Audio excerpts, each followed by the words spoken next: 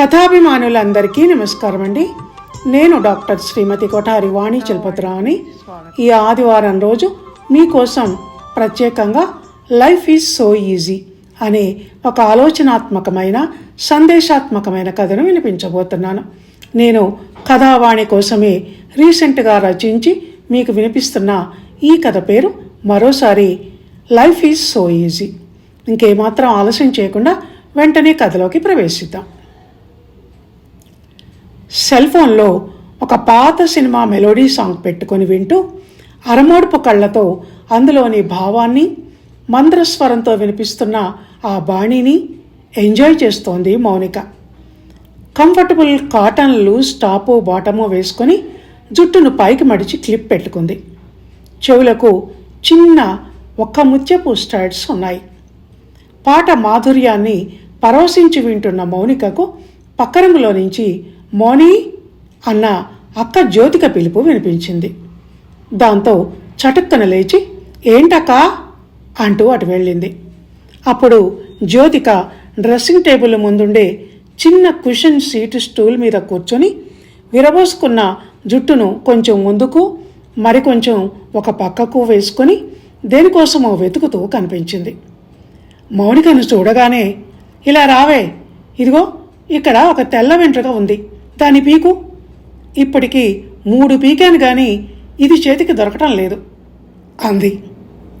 ఎందుకు జ్యోతక్క అలా తెల్ల వెంట్రుకలను పీకుతున్నావు అడిగింది మౌనిక. తెల్ల వెంట్రుకే ఎందుకు అని అడుగుతావేంటి? నల్లటి నా వెంట్రుకల మధ్య ఈ తెల్ల జుట్టేం బాగుంటుంది? ఏంటో అప్పుడే తెల్ల వెంట్రుకలు వచ్చేస్తున్నాయి.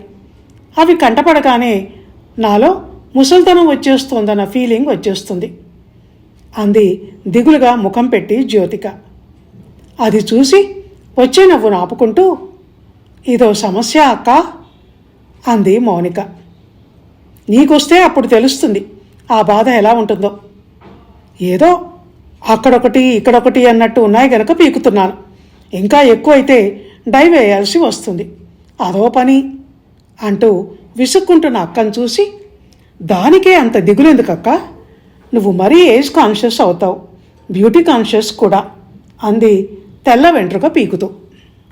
అవునే అవుతాను, తప్ప నువ్వు వయసులో ఉన్నావు గనక ఎలా ఉన్నా బాగానే ఉంటావు. ఒక వయసు వచ్చాక బ్యూటీ కేర్ తీసుకోకపోతే ఎలా? ఏజ్ కనపడకుండా ఉండాలంటే స్కిన్ కేర్ తీసుకోక తప్పదు. ఈ కాలం ఒకటి ఏదో కొంపలుడుకుపోతున్నట్టు పరుగులు పెడుతూ ఉంటుంది. అప్పుడే నా వయసు 45 దాటింది అంటూ దిగులు పడుతున్న అక్కను చూసి తను జాలి నటించింది మౌనిక వచ్చే నవ్వుని ఆపుకుంటూ. గార్డెన్ వాక్వేలో పూల మొక్కల మధ్య అటూ ఇటూ పచార్లు చేస్తూ తిరుగుతూనే చేతిలో ఉన్న పుస్తకాన్ని చదువుతూ ఉంది మౌనిక. చాలా ఇంట్రెస్టింగ్గా ఉంది ఈ బుక్.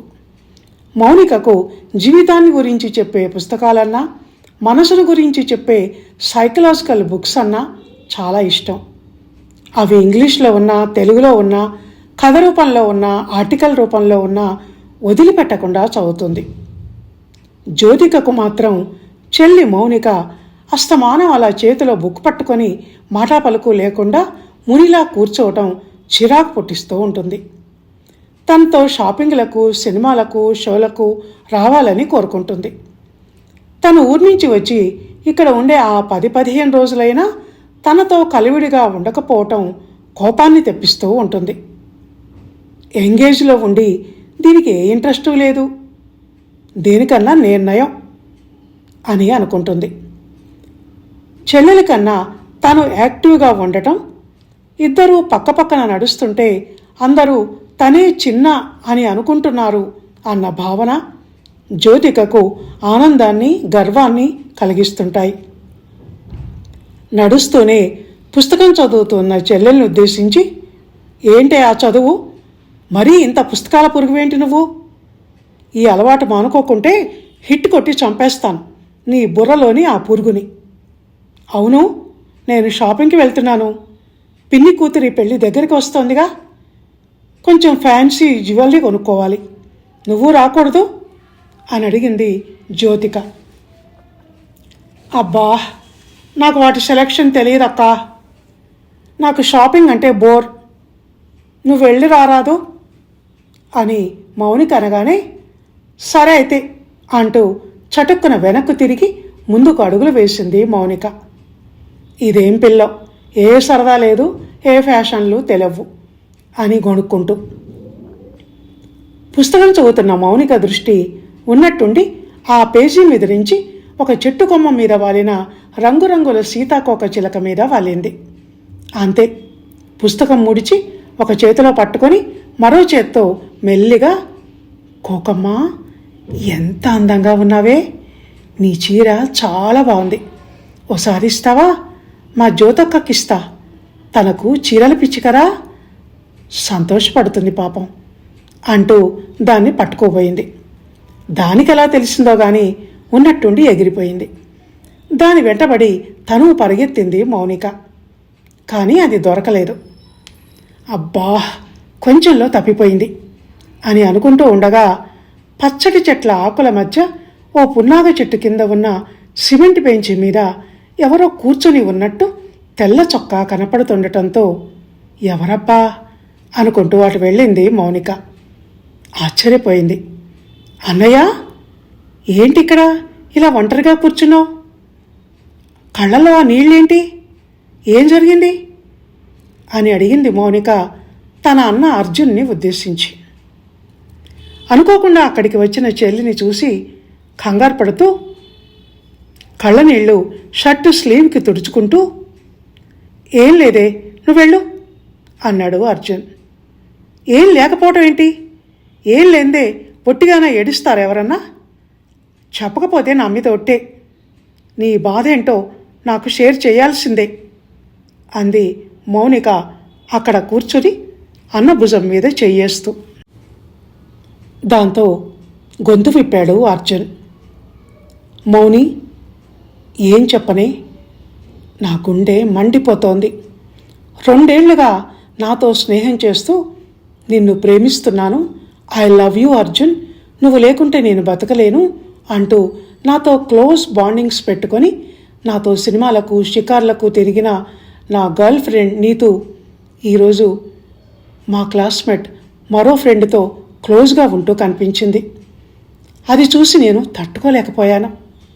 నాకు ఈ ప్రపంచమంతా శూన్యంగా కనిపించింది, చచ్చిపోవాలని అనిపించింది అని అర్జున్ చెప్తూ ఉండగా, నువ్వు పొరపాటు పడ్డావేమో, అపార్థం చేసుకున్నావేమో, తన మీది నీలోని విపరీతమైన ప్రేమ నిన్ను ఈర్ష్యపడేలా చేసిందేమో అంది మౌనిక.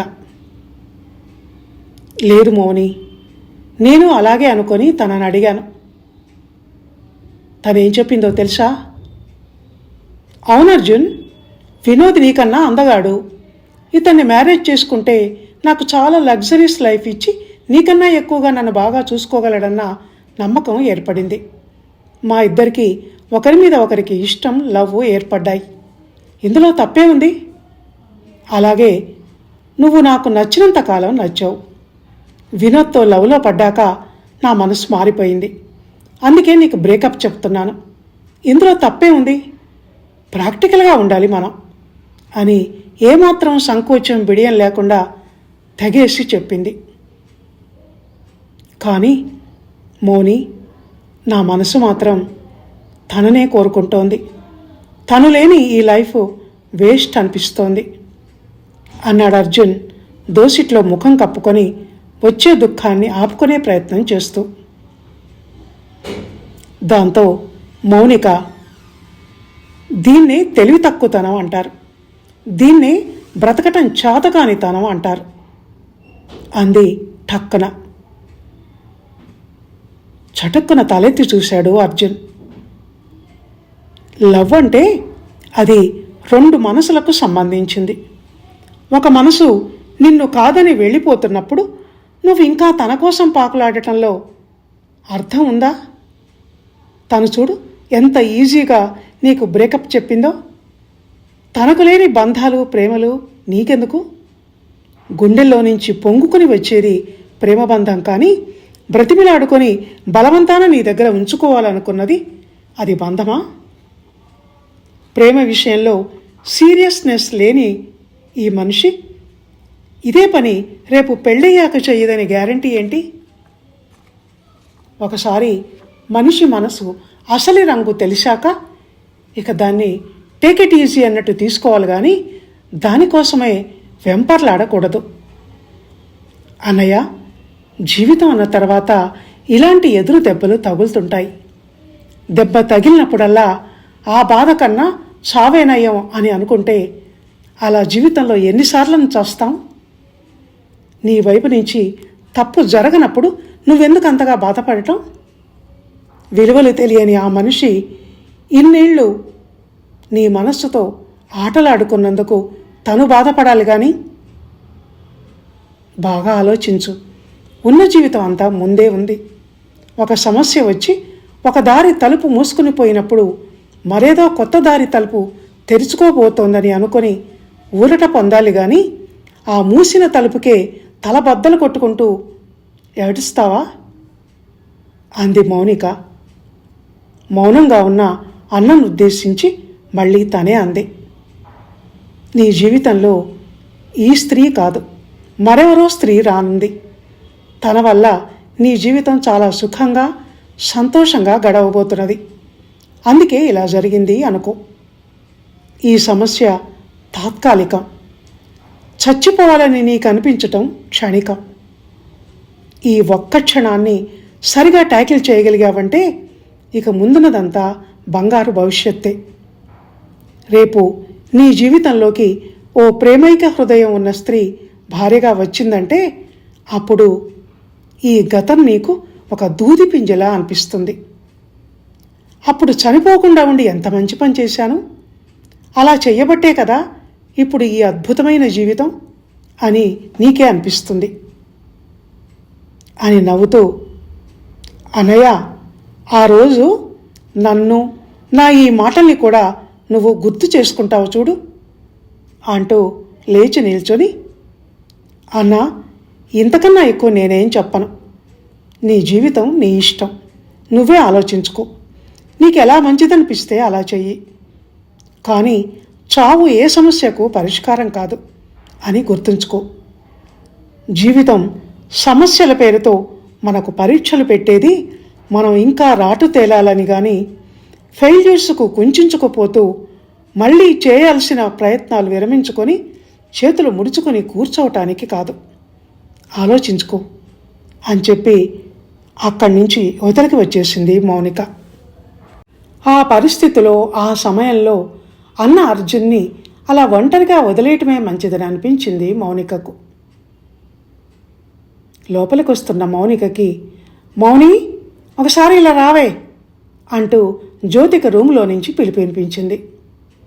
ఏంటక్కా అంటూ రూమ్లోకి తొంగి చూసిన మౌనికకు మంచం మీది బెడ్ మీద చిందరవందరగా పడేస్తున్న చీరలు, బ్లౌజులు కనిపించాయి. అబ్బాబ్బాబ్బా, ఇన్నిసార్లు షాపింగ్ చేసినా ఇంకా కొన్ని మర్చిపోయి చచ్చినట్టున్నాను. సాయంత్రం మెహందీ ఫంక్షన్ వెళ్ళడానికి చీర ఉంటే మ్యాచింగ్ బ్లౌజ్ దొరకటం లేదు, బ్లౌజ్ ఉంటే చీర దొరకటం లేదు, ఆ రెండు ఉంటే పెట్టీకోట్ దొరకటం లేదు. చిరాకు పుడుతోంది, ఏడుపు వస్తోంది.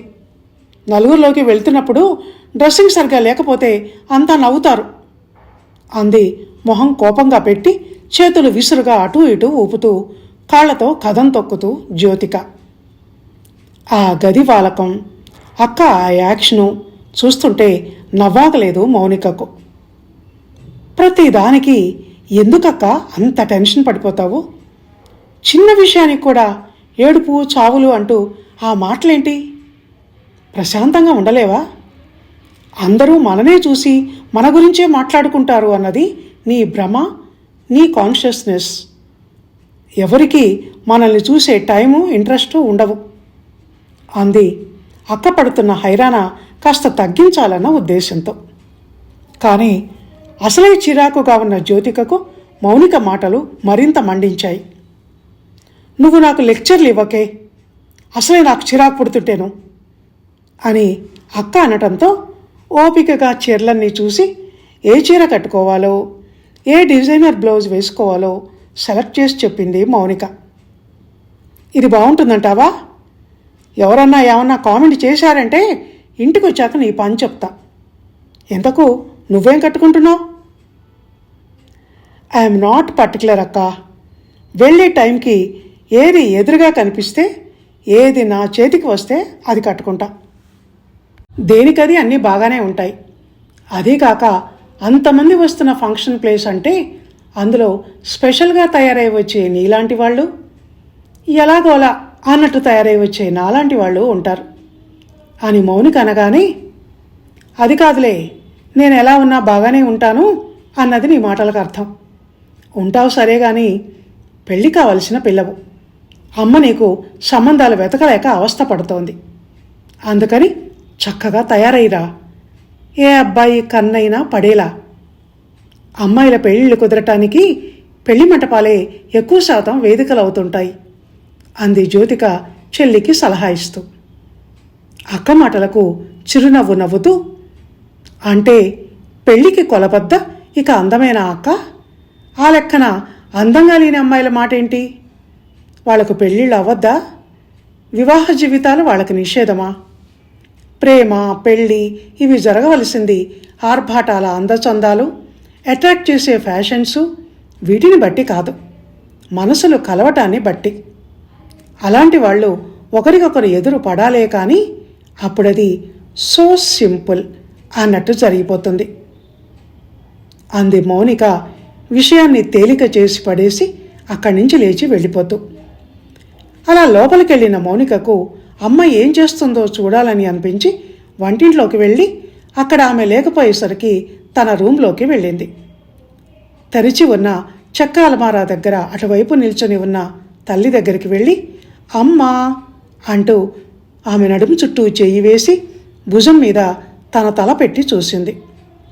అమ్మ చేతిలో ఉన్న నాన్న ఫోటో, ఆమె కళ్ళల్లో సుళ్ళు తిరుగుతున్న కన్నీళ్లు చూసి తల్లికి అభిముఖంగా వెళ్ళి నిల్చుంది. అమ్మా, నాన్న పోయి 3 ఏళ్ళవుతోంది. అయినా ఇంకా నీ కంట తడి ఆరలేదు. ఇంకా ఎన్నేళ్ళమ్మా ఇలా అయితే నీ ఆరోగ్యం మీద ఇది ఎంత ఎఫెక్ట్ చూపిస్తుందో నీకు తెలీదా? నువ్వు కూడా లేకపోతే నీ పిల్లలమైన మాకు ఇంకెవరు తోడు, ఎవరు అండ? ఎప్పుడు దైవభక్తిలో కాలం గడిపే దానివి. మనిషికి పుట్టుక ఎంత సహజమో చావు అంతే సహజం అన్న విషయం నీకు తెలీదా? ఇంతవరకు చనిపోయిన వాళ్ల బాటనే మనము ఏదో ఒకరోజు పడతాం అన్న జీవిత ధర్మం నీకు తెలియనిదా? ప్రకృతి తన పని తాను చేసుకుంటూ పోతుంటే కాదనటానికి మనమెవరం? కాదని అంటే మాత్రం ప్రకృతి మన మాట వింటుందా? వినటానికి దాని ముందు మనం ఎంతని అంటూ తల్లి బుగ్గల మీది కన్నీళ్లు తుడిచింది మౌనిక. మౌని, నన్ను గురించి ఎంత ఆలోచిస్తావే నువ్వు, ఎంత బాధ్యతగా ఉంటావు. మీ నాన్న కూడా ఎప్పుడూ ఇదే మాట అంటుండేవారు.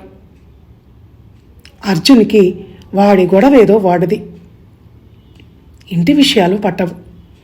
ఇక జ్యోతికకైతే ఎప్పుడూ దాని చీరల గొడవ, దాని ఫ్యాషన్ల గొడవనే. జీవితం అంటే ఇక అవే అనుకుంటుంది అంది మౌనిక తల్లి వసుంధర. అమ్మా, పిల్లలమైనంత మాత్రాన మాకు సమస్యలుండవా? ఏ వయసులో ఉండేవి ఆ వయసులో ఉంటాయి. వాళ్ళు పెద్దవాళ్లకు చెప్పరు కానీ. ఇక అక్క జ్యోతికకు చిన్న చిన్న విషయాలు ఆనందం కలిగిస్తున్నాయంటే తనెంత అదృష్టవంతురాలు. ఆ చిన్నపిల్లల మనస్తత్వం అందరికీ ఉండదు. అందుకు ఆనందించాలి నువ్వు. కష్టాల్ని మర్చిపోలేక ఎల్లకాలం 100 కిలోల సమస్యల బస్తాని వీపున మోస్తూ తిరుగుతున్నట్టు భారంగా, బాధగా జీవితం అంటే చాలా కష్టం అంటూ తిరిగేవాళ్ళు కొందరైతే ఎప్పటికప్పుడు సమస్యల బస్తాని ఖాళీ చేస్తూ ఎక్కడివక్కడ వదిలించుకుంటూ ఖాళీ బస్తాన్ని చేతిలో మడిచి పట్టుకొని తిరిగేవాళ్ళు మరికొందరు. వాళ్లకన్నా వీళ్ళు నయం కాదు అంది మౌనిక తల్లి వంక చూస్తూ.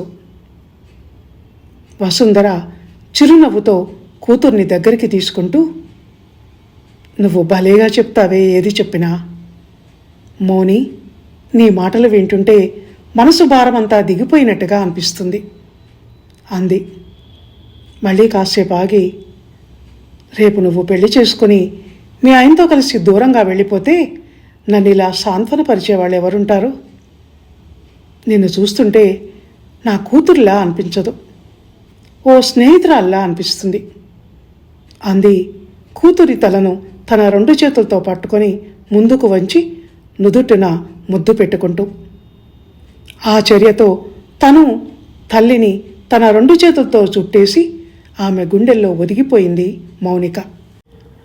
అమ్మా, నువ్వు వెళ్ళిపోతే నేనెలా అని అంటున్నావు? నీకో విషయం తెలుసా? చుట్టూ ఎంతమంది కుటుంబ సభ్యులున్నా, బంధుమిత్రులున్నా మనిషి ఎప్పుడూ ఒంటరేనమ్మా. ఒంటరితనం అంటే ఫిజికల్గా ఒంటరిగా ఉండటం అని కాదు. మానసికంగా 10 మంది మధ్య ఉన్న మనిషి ఒంటరి అవటం. అందుకని తన మనసుని తన మిత్రునిగా మార్చుకోగలగాలి. ఏకాంతంలో మనసుతోనే మాట్లాడాలి. తన కష్టసుఖాలు దానితోనే చెప్పుకోవాలి. అంతేకాదు, కష్టాలలో సైతం మనతో కన్నీరు పెట్టనీయకుండా జీవితాన్ని భారంగా కాక ఈజీగా తీసుకోగల శక్తిని మనకి ఇచ్చేలా దానికి మనం మన చిన్నతనం నుంచే శిక్షణ ఇవ్వాలి. అలా చేయాలంటే అది మన అధీనంలో ఉండేలా చూసుకోవాలి. మనసు పసిపాపాయి లాంటిదమ్మా. మనల్ని నవ్విస్తుంది, మనతో గారాలు పోతుంది, మనతో ఆటలాడుతుంది. మనం కన్నీళ్లు పెడితే తన బుజ్జి చేతులతో తుడుస్తుంది. అలాంటి మనసును మనం పొందగలగాలంటే ఊహ తెలిసినప్పటి నుంచే మనం ప్రకృతిలో ప్రకృతిగా కలిసిపోయి జీవించాలి. పుస్తకాలను మన నేస్తాలుగా చేసుకోవాలి. సాటి మనుషుల మనస్తత్వాలను, జీవితాలను అబ్జర్వ్ చేస్తూ జీవితం పట్ల ఒక అవగాహనను పెంచుకోగలగాలి. అప్పుడు లైఫ్ ఈజ్ సో ఈజీ అని అనిపిస్తుంది. అలా కాక అతిగా ఆలోచించటం, అతిగా స్పందించటం, గోరంతను కొండంతలు చేయటం, లేక తన కోసం తను కాక లోకం కోసం బతుకుతున్నానన్న భయం భావనను మనసులో కలిగి ఉండటం, వీటి వల్ల బ్రతుకు మోయలేనంత భారంగా తయారవుతుంది. అమ్మా, ఒక్క మాటమ్మా, ఆఫ్టర్ ఆల్ 100 ఏళ్ల జీవితం కోసం ఎందుకమ్మా ఇంత తపన, ఇంత ఆరాటం, ఇంత ఏడుపు? ఉన్న ఈ కొద్ది కాలాన్ని మంచి ఆలోచనలతో, మోతాదు మించని మానవ సంబంధాలతో, కష్టంలో కూడా సుఖాన్ని వెతుక్కునే తత్వంతో సద్వినియోగం చేసుకోలేమా? ఆలోచించు అని తల్లి ముఖం వంక సూటిగా చూస్తూ మౌనిక అంటుంటే ఆగని ప్రేమావేశంతో కూతుర్ని అమాంతం అక్కున చేర్చుకొని, నువ్వు కూతురివి కాదే, అమ్మవు, ఎంత ఎదిగిపోయావే ఇంత వయసుకే అంది ఆనంద బాష్పాలు రాలుస్తూ భావావేశంతో వసుంధర. ఇదండి లైఫ్ ఈజ్ సో ఈజీ అన్న కథ. విన్నారు కదా? ఈ కథ కనుక మీకు నచ్చినట్టయితే లైక్ చేయండి, షేర్ చేయండి, చక్కటి కామెంట్ పెట్టండి. మళ్ళీ వచ్చే ఆదివారం మరో మంచి కథతో కలుసుకుందాం. అందాక సెలవు. ధన్యవాదాలు.